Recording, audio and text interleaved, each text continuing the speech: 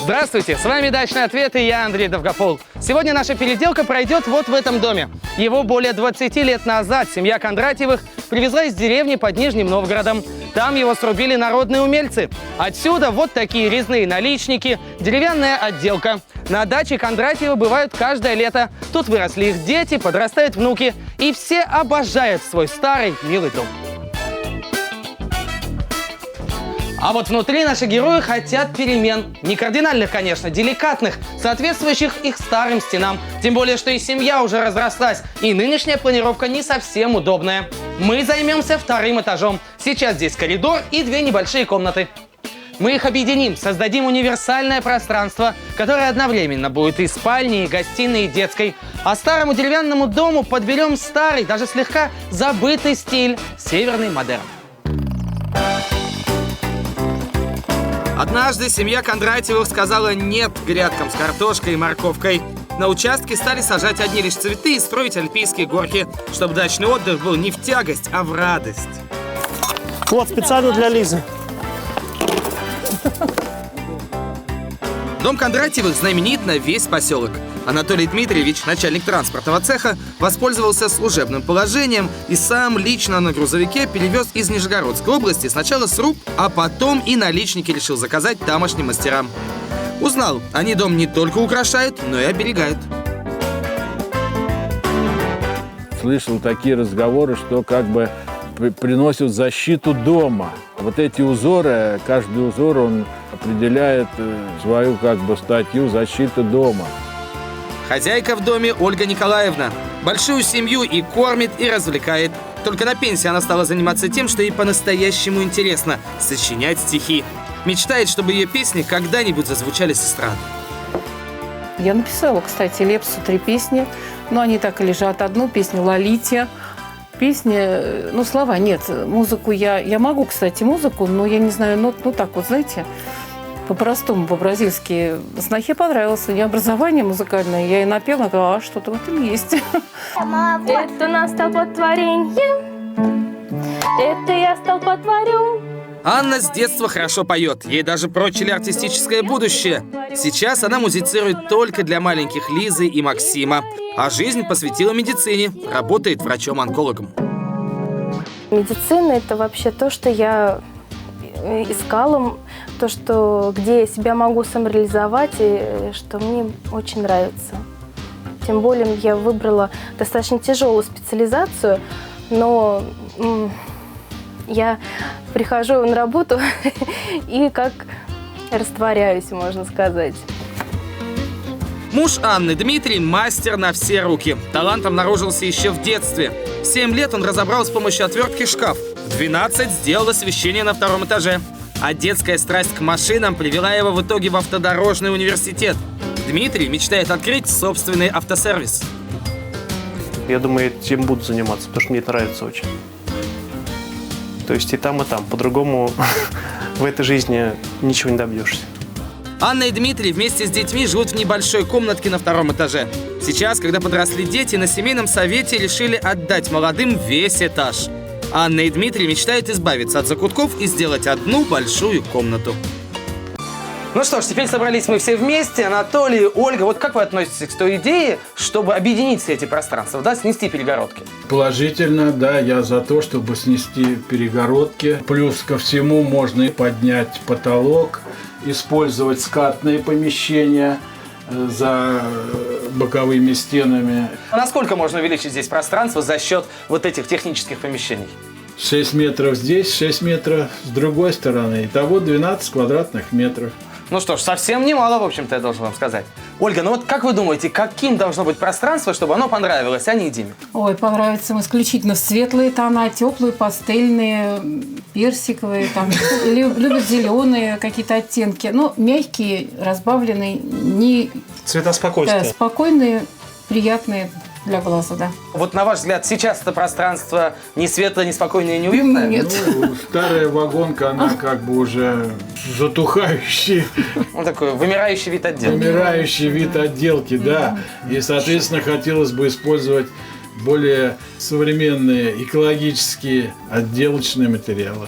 Мгм. Ребят, ну как, вы согласны с родителями? Да, конечно, согласна. Хочется что-то вот классического, но чтобы это было современное все равно. Минимализм функциональный. Хотелось бы создать такой уют. Камин. Огонь придает очень большой уют. Тепло. Согревает души. И чтобы поднималась на второй этаж и думала, господи, И не Хочу здесь жить захотелось постоянно. отходить, да? как же здесь хорошо, Да. уютно И красиво. и красиво. Релакс. Релакс, да. Ну что ж, теперь мне все ясно, все ваши пожелания, в общем-то, понятны. Настало время прощаться. Увидимся, когда будет все готово. Пойдемте, вас провожу.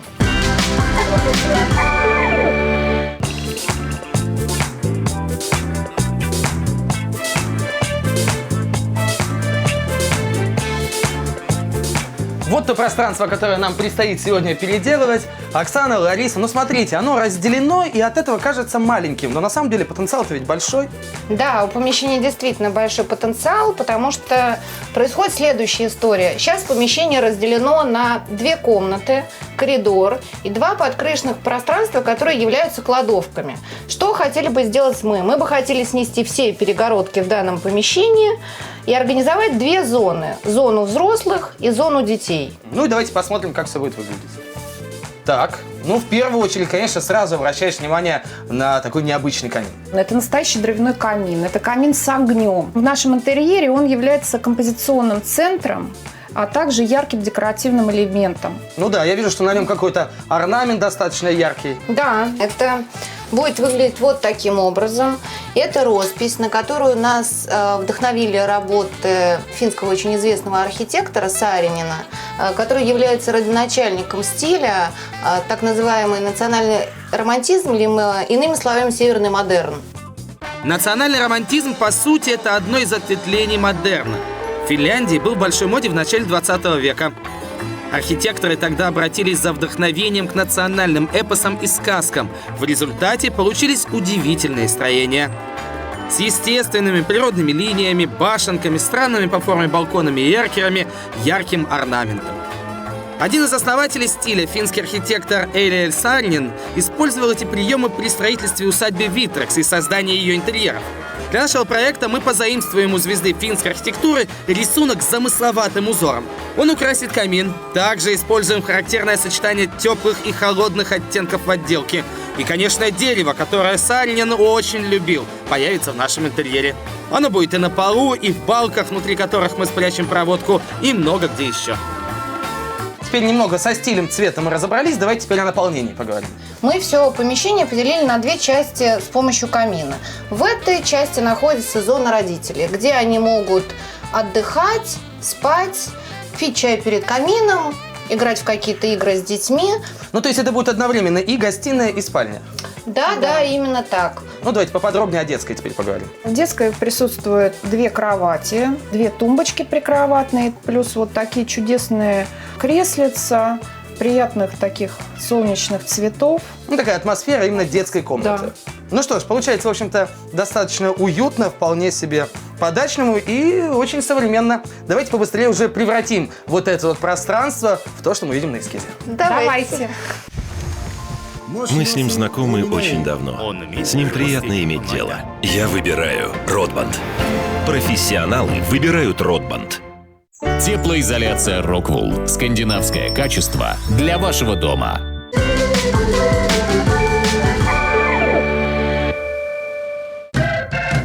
Дачный ответ начинает переделку мансарды в доме семьи Кондратьевых. 3 небольших помещения мы объединим в одно, так что все межкомнатные перегородки разбираем.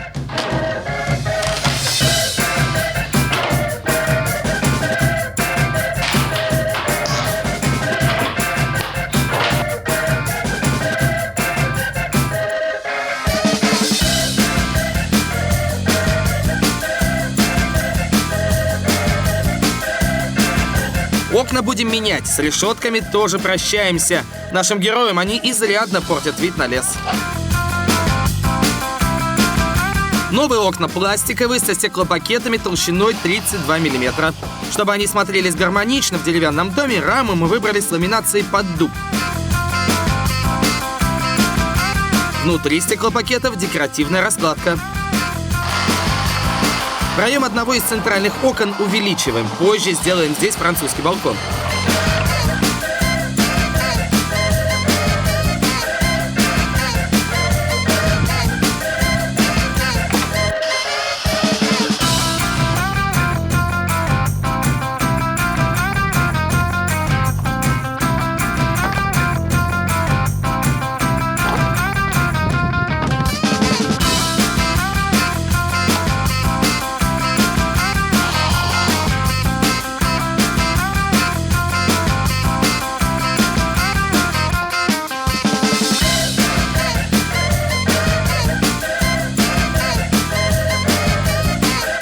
Займемся утеплением пола. Старый хозяйский мы разобрали и на черновые доски уложили пароизоляцию. Поверх выстраиваем новую обрешетку из балок. Прежняя была слишком ненадежной, из-за чего пол гулял.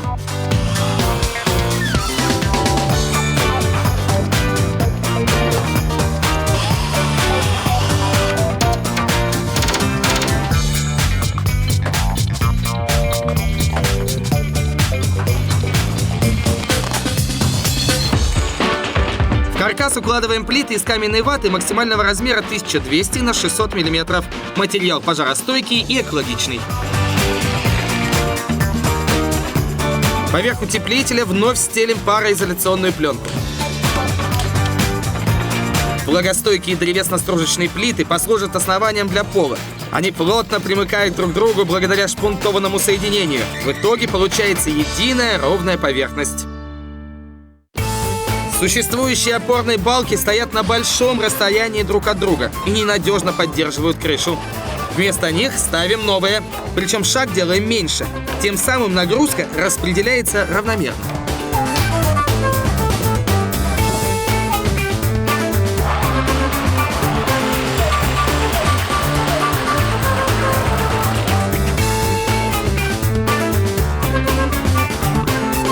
На очереди утепление стен. Мы выстроили каркас и закрепили ветровлагозащитную мембрану. Поверх нее плиты из каменной ваты. Здесь мы снова используем самый большой формат – XL. Затем фасадные стены зашиваем влагостойкими шпунтованными древесно-стружечными плитами. Торцевые закрываем вагонкой.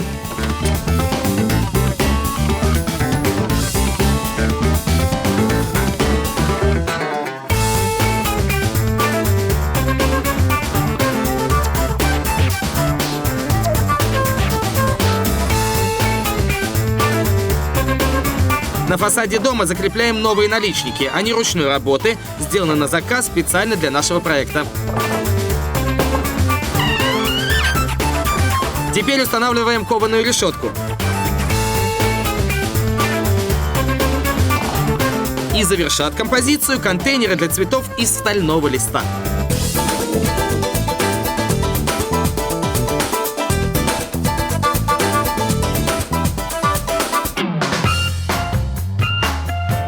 Мы заметно увеличили центральное окно на втором этаже, чтобы в комнату попадало больше света, но при этом сильно менять внешний вид дома не хотели, поэтому сохранили резное обрамление. Наличники, конечно, изготовили новые, выдержали их в том же псевдорусском стиле. Напомню, этот сруб наши герои привезли из деревни под Нижним Новгородом. И еще один декоративный элемент у нас появился, вот такой французский балкон. Решетка выполнена по эскизам наших дизайнеров и отсылает нас к стилю северный модерн, которого мы придерживаемся в интерьере. Для него характерны растительные орнаменты. Вот эти кружочки символизируют цветы, ну а линии – стебли. Хоть балкончик этот совсем из другого стиля, чем сам дом, на фасаде, как мне кажется, он смотрится весьма гармонично. Начинаем монтаж камина. В первую очередь укладываем огнеупорные вермикулитовые плиты. Они защитят пол от перегрева. Стальные профили используем для равномерного распределения давления от веса каминной топки. В потолке проделываем отверстие для дымохода. Используем электролобзик.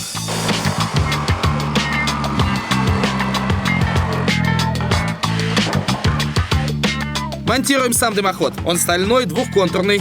Детали легко соединяются, плотно прилегают друг к другу.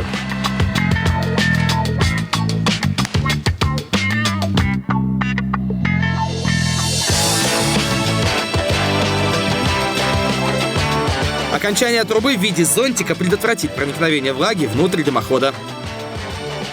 Сейчас с помощью оцинкованных металлопрофилей выстраиваем каркас будущей каминной стены.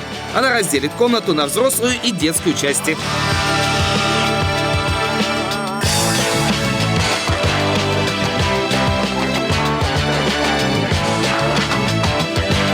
Разграничивать пространство также будут и два простенка, выстраиваемых из профилей и гипсолистов.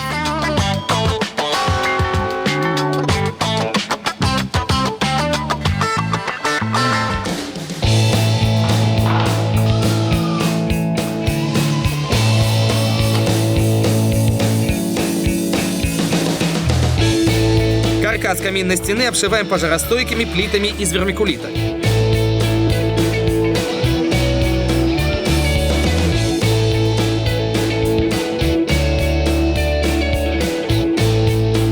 А сверху прочными гипсоволокнистыми листами.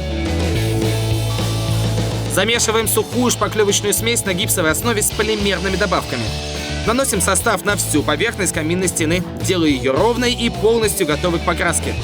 Наша переделка продолжается, а я предлагаю отвлечься и приглашаю вас отправиться в гости к 11-кратному чемпиону Швейцарии по фигурному катанию Оливеру Хёнеру.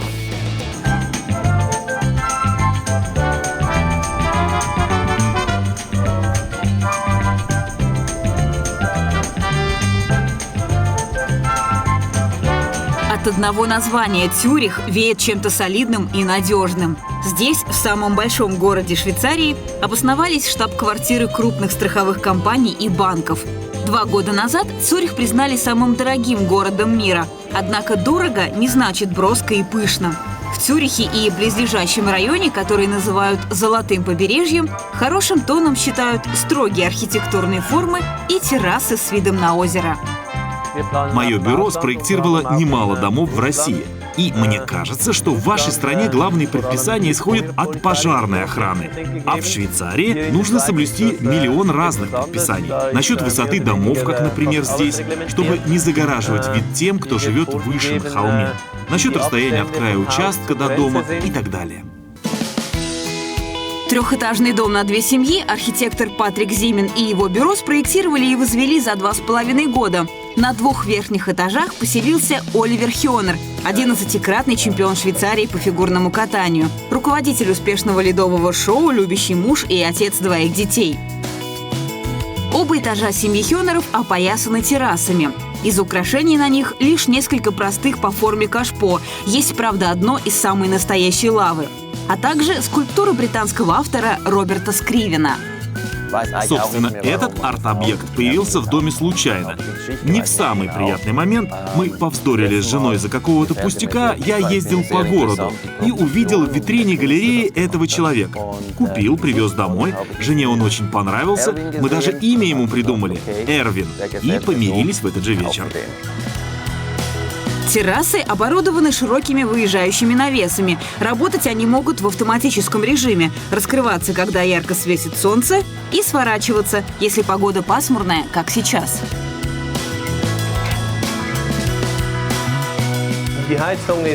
Главное, чего хотели хозяева, чтобы вид на озеро открывался из максимально возможного количества комнат. Поэтому верхний этаж имеет панорамное остекление. При желании можно открыть все окна. Дому уже 6 лет, а его интерьер сохранился практически в первозданном виде. Хозяева только добавили картин и еще несколько разножанровых произведений современного искусства. Секрет долгожительства интерьера архитектор Патрик Зимин видит в выборе нужной цветовой гаммы. Он уверен, что яркие оттенки владельцам захотелось бы перекрасить через пару лет. Хозяйка дома, Ивет, очень довольна своей кухней. Она совмещена со столовой, что дает возможность во время готовки общаться с домочадцами или гостями, сидящими за столом, а также наблюдать за любимцем всей семьи – 10-летней помесью дога и овчарки по кличке Милько. Мы взяли его в приюте. Он был такой необаятельный, страшный, темный, с огромной пастью. Было ясно, если мы его не заберем, так он в приюте и останется. Мы его обожаем. И дом проектировался так, чтобы Милька удобно было всюду ходить. К тому же во всех комнатах для него устроены специальные уютные местечки. Даже дубовый пол на этом этаже искусственно состарили, сделали зазубрины и неровности, чтобы следы от когтей Мильку органично вписывались в общую картину. Кажется, ковер в гостиной шили из нескольких старых полуистертых тоже из-за собаки. И практично, ворс не густой, шерсть не будет оседать. И выглядит очаровательно винтажно. От лестницы, ведущей вниз, гостиная отделена этой конструкцией. В ней предусмотрены места хранения и камин. Зажигают его хозяева редко, слишком много возни с топливом. И господин Зимин в новых проектах предпочитает использовать газовые камины. Нижний этаж квартиры занят приватными зонами. Половина родителей, светлая и просторная, отгорожена от коридора глухим дверным полотном, а внутри, по замыслу архитектора, все перегородки из стекла. В зоне спальни обои с африканским рисунком и деревянный пол. Остальное пространство отделано травертином. Эта ванна – особая гордость господина Зимина. Он установил ее возле окна. И теперь хозяева могут лежать в пене, любуясь озером. Ванна деревянная, поэтому долго сохраняет тепло и вода не остывает. Она удобна для спины, да и вообще так красиво сама по себе, что мы даже сделали для нее подсветку. За ванной расположилась сауна. Она слегка приподнята над полом, так что чудесный вид на окрестности открывается и оттуда. Здесь же, разумеется, миска с водой для Милька. Дальше по коридору детские комнаты. Здесь обитает наш сын Джулиан. Мы разрешили детям самостоятельно выбрать обои и мебель. Поэтому тут кровать в виде гоночного автомобиля, а на стенах самолеты. Пойдемте дальше. Это комната Алиши. Здесь, конечно, много розового, намного больше игрушек, всякие принцессы, звери и Барби. Алиша и Джулиан у нас близнецы, им по 7 лет. Они целыми днями на занятиях школы, спортивные секции. Это медали за достижения в теннисе. Вот и Милька пришел. Куда без него? Для детей также с другой стороны дома оборудована общая игровая с окном во всю стену. Напротив еще одна комната – рабочий кабинет. Из него игровая видна как на ладони, и дети всегда под присмотром. Крышами двух этих комнат служит площадка за домом, покрытая искусственным газоном, а разделены они световым колодцем с небольшим садом. Вот мы и оказались в атриуме. Дом стоит на холме, если бы не такой световой колодец, окна утыкались бы в землю, и дневной свет никогда не попадал в игровую комнату и кабинет. С этого этажа можно выйти к небольшому бетонному бассейну. Он снабжен защитным полотном, чтобы дети без присмотра не залезали в воду. К тому же такая крыша позволяет поддерживать нужную температуру воды. Она здесь не подогревается специально.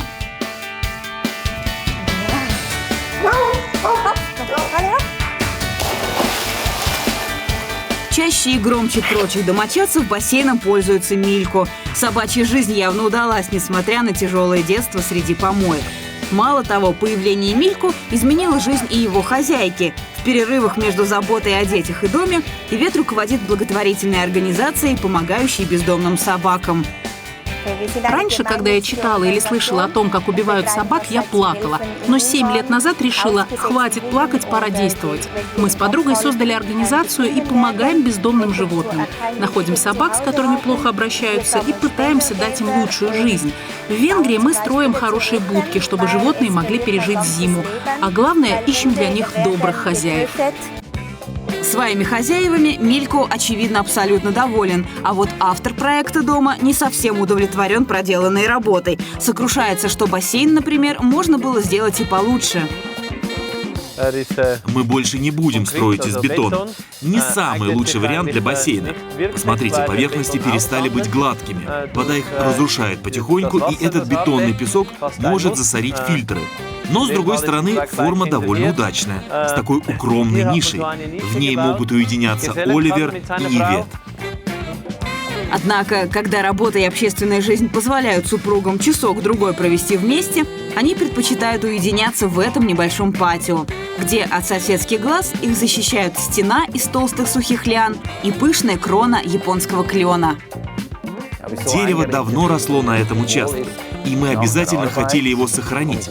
Выкопали, перевезли. Когда стройка была закончена, вернули и высадили здесь. Этот клен дает ощущение надежной защиты.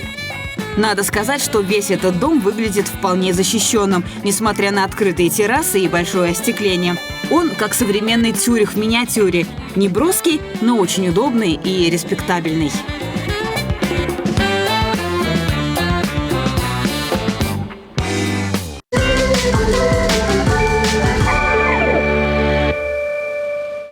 Дачный ответ возвращается в мансарду дома Кондратьевых.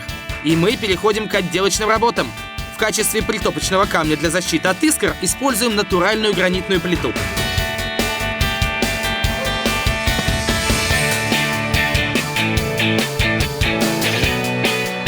А сейчас начинаем покраску. Цвета мы подобрали нежные, пастельные. Стены, обитые вагонкой, покрываем матовой краской с хорошей укрывистостью.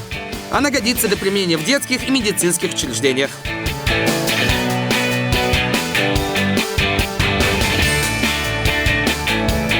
Такого же цвета будет и каминная стена. Только здесь мы использовали более износостойкую краску латексную, ведь позже мы будем наносить на нее рисунок, и важно, чтобы покрытие хорошо держалось. Тем же составом, только другого цвета, выкрашиваем остальные стены.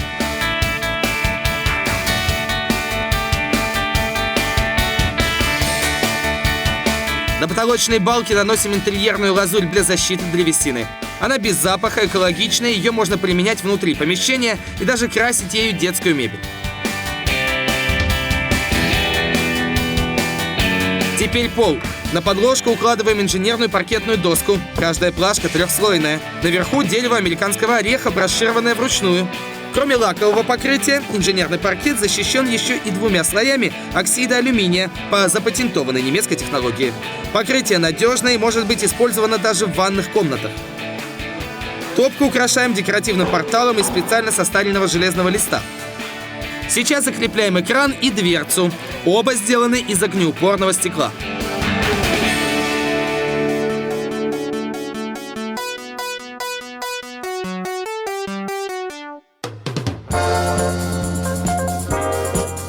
Итак, помещение это изменилось до неузнаваемости. Раньше тут было несколько маленьких комнатушек, а теперь одно большое светлое пространство. Да, это так. Мы снесли все внутренние перегородки, поделили помещение на 2 зоны. Та зона, в которой мы сейчас находимся, это зона родителей. Еще у нас есть вторая зона, которая находится за центральным элементом нашего интерьера. Это камин, при помощи которого мы делим как раз это самое пространство. За этим камином находится детская зона. В пространстве под скатом крыши мы поставим впоследствии кроватки для детей. И также мы очень удачно использовали в зоне взрослой пространство под скатами для размещения шкафов. Ну и, конечно, цвет здесь играет весьма значительную роль.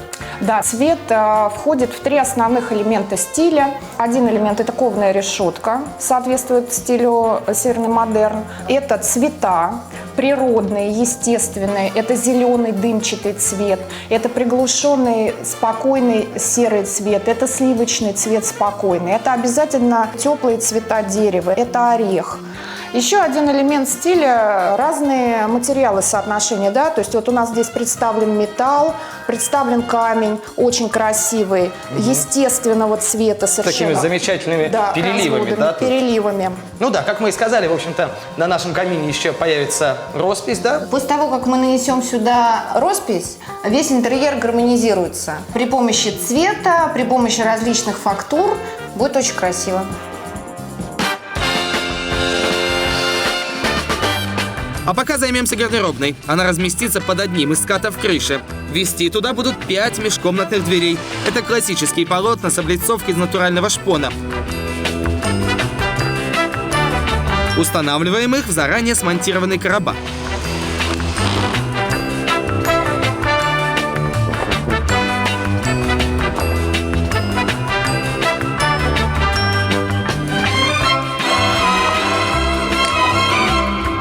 Дверные ручки стилизованы под старину.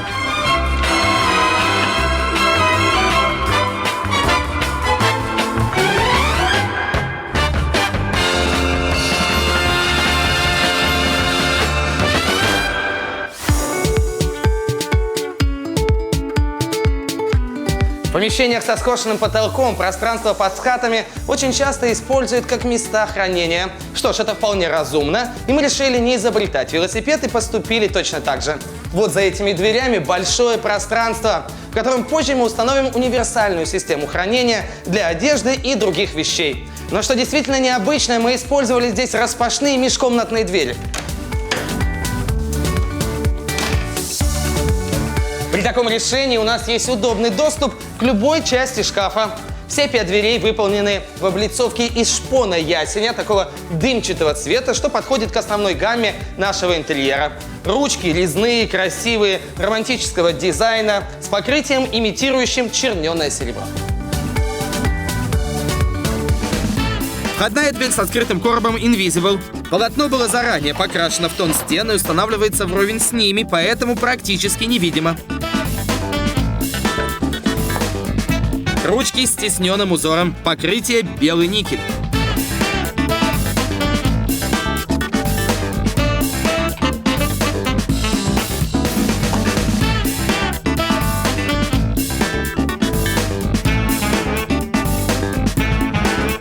Под скатом монтируем универсальную систему хранения. Модули не крепятся к стенам, а устанавливаются прямо на полу. Все элементы выполнены из стали с прочным эпоксидным покрытием.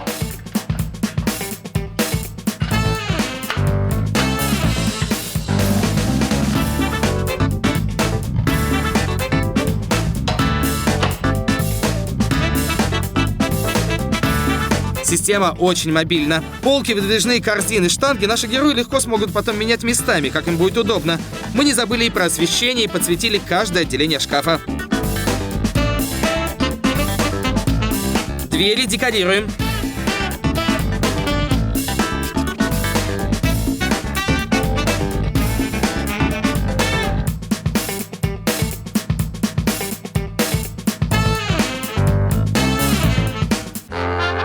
На очереди украшения каминной стены. Авторы проекта взяли за основу узор основателя северного модерна Элиэля Саанинина.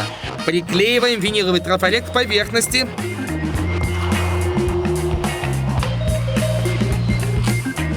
Открываем верхний слой, и у нас получились контуры, которые теперь предстоит раскрасить. Мы сами колеровали акриловые краски, чтобы добиться нужных нам оттенков. Большие участки прокрашиваем валиком.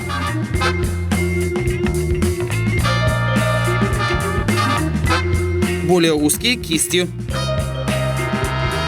Краска уже высохла, трафарет можно снимать. Рисунок готов.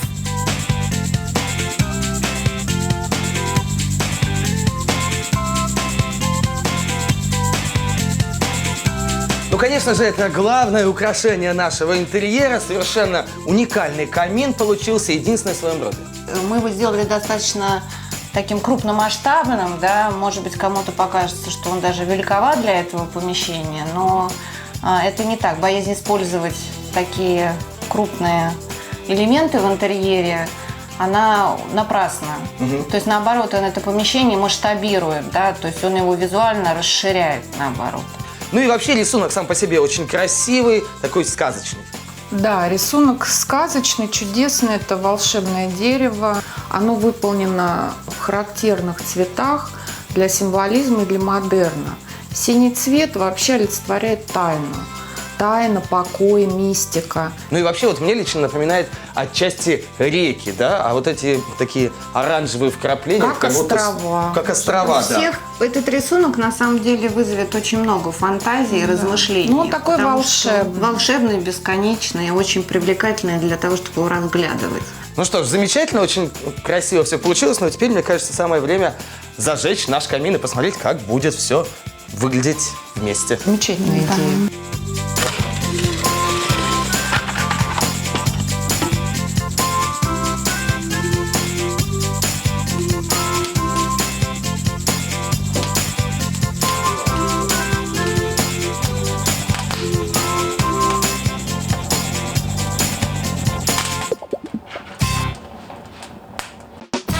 Чугунные радиаторы отечественного производства, стилизованы под модели начала прошлого века.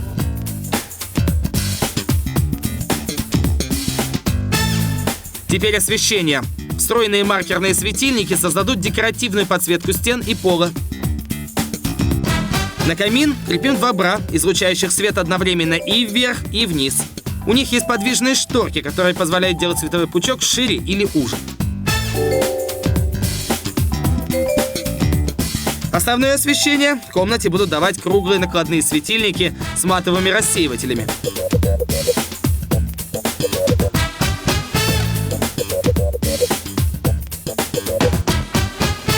В детской зоне размещаем кроватки. Одинаковые по размеру, они встают вдоль двух противоположных стен. Таким образом, у каждого ребенка получается свой уголок. Две тумбочки изготовлены из мебельной фанеры. Столешница покрыта шпоном дуба.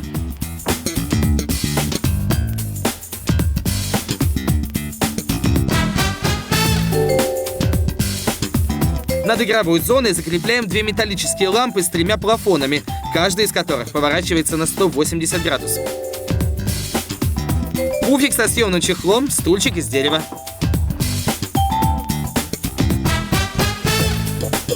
Шторы из портьерной ткани придают детскому уголку уют. Мы закончили работу над детской. От остального пространства она отделяется вот такими шторами. Тут мы установили 2 кровати по 160 сантиметров в длину каждая. Дети у наших героев маленькие, девочки 1,5 года, мальчику 4, так что на ближайшие 5 лет такого размера будет достаточно. Конечно, спальные места для детей должны быть комфортными и обязательно учитывать особенности растущего организма. Поэтому в основании кроваток ортопедические решетки из гнутоклеенных березовых ламелей. Они оказывают правильную анатомическую поддержку и подстраиваются под тело спящего человека. В области талии есть специальные регуляторы, благодаря которым можно настроить жесткость решетки индивидуально под необходимый вес. Конечно, для детей это очень важно, потому как некоторые растут, что называется, не по дням, а по часам. Ну и, конечно, матрас. Он тоже ортопедический, на основе независимых пружин. То есть каждая пружина находится в отдельном чехле. Благодаря этому давление распределяется точечно. Позвоночник всю ночь находится в правильном положении и отдыхает. Окна в гостиной закрываем римскими шторами. Дополнит оформление окон портьеры из льна и тафты.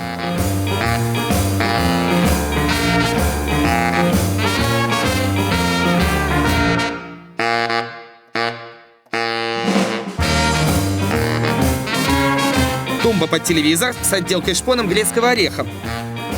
Дверца открывается от нажатия. Безворсовый ковер не доставит нашим героям трудностей при уходе за ним.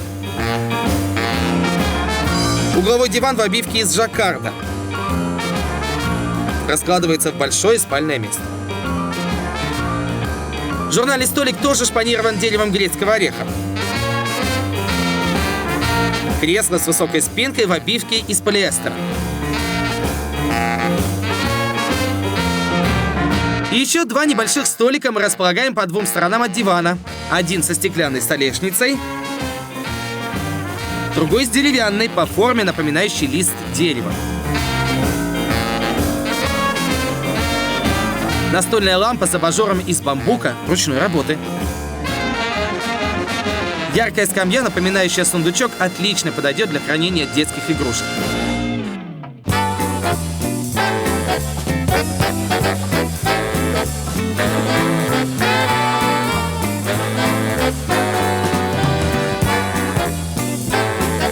В гостиной также не будут лишними несколько мягких пуфов в цветных бархатных чехлах.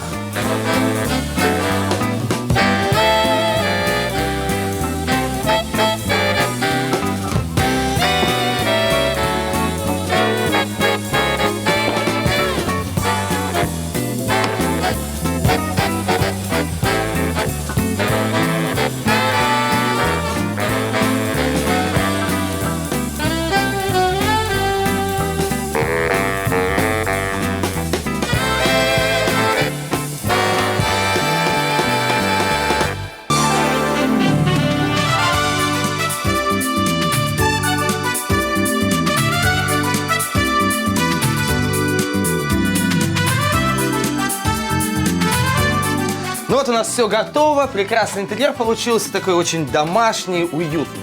Да, в этом интерьере мы стремились к тому, чтобы создать ощущение дачи, чтобы это ощущение не потерялось прежде всего, чтобы это не было похоже на квартиру. Ну да, действительно, здесь ощущения квартиры нет, ну и он прекрасно вписывается, кстати, в интерьер, в общий дом. Да, это было наше главное желание. Мы это поддержали камином, потому что это такой атрибут именно дачный, сельский. Открытое пламя, чудесный оранжевый огонь, рыжий такой, золотой. Потом то, что вот здесь от дачи, да, это еще потолок, это открытое дерево, это балки. Ну и мебель у нас здесь абсолютно простая, никаких вычурностей, такие строгие формы только. Вообще этот интерьер построен по такому принципу, что его всегда можно как-то модифицировать, видоизменить. Он очень практичный. У нас есть гардеробные, куда, например, если не нужно, можно убрать пуфики, можно убрать подушки. Там очень много места. Плюс у нас раскладывающийся диван, такой полноценная кровать. Ну и что интересно, у нас опять же, как в загородном доме, да, перед диваном камин, а телевизор, наоборот, сбоку. Конечно, потому что вообще за городом человек должен отдыхать от цивилизации. Чтобы люди приходили, они релаксировали, чтобы они зажигали камин, они на него смотрели, они просто разговаривали, общались. Вот такая задача, это отдых, это релакс, это расслабление. Я думаю, у нас получилось. Ну что ж, настало время это проверить. Как отреагируют наши герои на новый уютный интерьер, мы узнаем сразу после рекламы.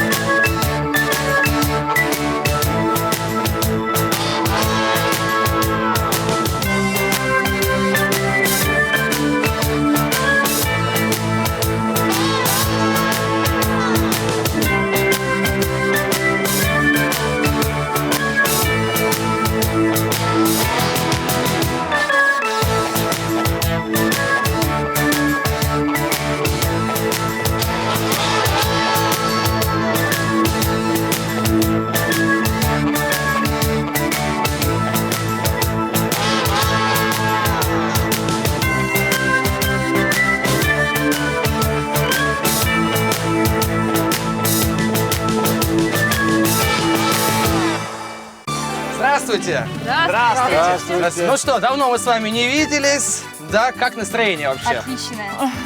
Отличное, да? Хорошо. В ожидании чуда.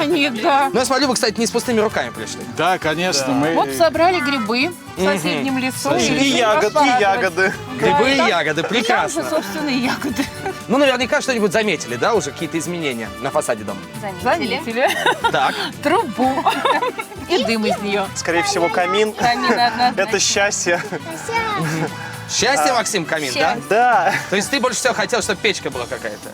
Новые окна, Так. как и хотели. С другой стороны, я заметил, удлиненные наличники, это классно. И больше окна, чем здесь, это тоже необычно. Ну, а как вы думаете, что скрывается вот за этими окнами? Красота. Красота скрывается. Какой-то... Удобство. Мне кажется, что стена расписана художником. Ну, мне так кажется. Но я думаю, что мастера дачного ответа оказались на высоте и не подведут нас. Ну, надеюсь, это уже вам судить, когда Надеемся, да. зайдете внутрь. Мне кажется, друзья, надо уже побыстрее посмотреть, что мы вам там приготовили. да? Хотелось бы. Быстрей! Ну, вперед! Проходите. Ой. Проходите. Красота. Ничего себе. Куда мы попали? О, и камин, вы посмотрите. Дима, ты же камин хотел. Это какой-то рай. Слушайте, Мы в другом измерении просто. Вот это да, просто волшебники. Да, это у вас гардеробная. Вы просто сверх мысли прочитали. Слушайте, как расписание Красотища. Да, какая. расписная стена. Окна новые, смотрите. Да. Цветочки, смотри, очень мне нравится. Можно открыть это окно. Какая красота. Ой, какие... Слушайте, батарейка. Батарейки, таких батарей я еще не видел. Оригинально. Но это сделано под начало 20 века. Такие Да, вот. то есть вообще совершенно мы Очень улетели. красиво. А какой пол? Вы посмотрите, какой пол. А здесь Ой, а плита. пол-то я не вижу. А здесь защитная плита от огня. И огонь натуральный. А очень красиво. Это что, натуральный камень, да? Да, это гранит. Это гранит. Да. Такой красивый, как малахит. Давайте сюда посмотрим. Ух ты! Смотрите. А это что? А тут еще и игрушки. Максим, это все тебе. Для двух Как детей. здорово! Вы просто. Ой, какая прелесть! Ой, как здорово! Слушайте, Детская. детская. У меня нет слов. Это фантастика Ой, какая-то. чудо Вы какое. волшебники. Вы просто волшебники. Действительно, просто браво! Это мечта. Класс! Великолепно! Вы смотрите, диодные фонари какие. Великолепно! Да, мы об этом и не мечтали, и не Слушайте, думали. Шикарно, правда. Это кровать твоя теперь. А Лиза? Лизина вот Лиза здесь. здесь. Да. У ребенка даже речи пропала. Я хочу обратно туда, во взрослую комнату. Как же все с душой сделано. Вот теплая такая атмосфера, очень приятная. Слушайте, а это что, дрова, и он как бы все, да? Вот? Да, Ульяна, это камин настоящий. А что это такое? Это что, металл, да? Да. Это лист металла, соответственно. Это роспись вручную наших дизайнеров сделали. Шикарно, Ань, смотри. шикарно. А это огнепрочное, наверное, стекло, да? Да, стекло, конечно, огнепрочное. Но вот это решение, это просто меня поразило. Ну, вам не тесно Минимум здесь будет, пространства. молодые. И смотрите, вот А очень хороший диван, большой. сколько Да, его можно и разложить. Здесь можно тоже находиться и прятаться. Я Вот так это думаю, действительно что Максим мастера. там и пропишется. Мастера дачного ответа. Сумели найти для каждого свое место. Вот как-то сумели правильно расставить акценты. Детский уголок – это вообще это что-то. Просто дети, мне кажется, там будут жить. Кроватки, стульчики, все интересно. Так что Этого просто даже... сейчас не хватает. Да, этого сейчас не хватает. Борьбы не будет за место. Но это помещение, оно использовано и по объему, и по высоте, и по площади. Да, были 3 комнаты, но как бы было тесновато, а здесь сейчас как-то дышится свободней, просторно. Окна в одной комнате, то есть в одном помещении в разные стороны. Такое впечатление, что это помещение еще больше становится. Если открыть шторы, это вообще придает такую изюминку этому помещению. Тепло, уютно, по-домашнему. Вот, Этого не хватает. Это не хватало в том помещении, которое здесь было. Оно было темное, желтое, Низкие такое потолки. Нежилое, не то, что нежилое. неприятно. А здесь приятно находиться. Но на этом наши сюрпризы не заканчиваются. Если вы захотите установить новую межкомнатную дверь в другие помещения, то сможете воспользоваться вот этим каталогом. В нем собраны все коллекции дверей Софья от лучших итальянских дизайнеров. А приобрести с помощью сертификата на 30 тысяч рублей. Спасибо, они нам понадобятся.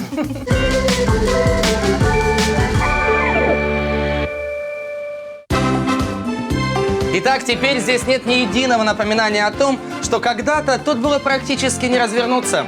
Мы избавились от лишних перегородок и создали 2 полноценных, прекрасных пространства – гостиную и детскую. Обратились к северному модерну и сохранили дачную атмосферу. Использовали дерево, построили камин с большой топкой, увеличили окно и сделали прекрасный французский балкончик.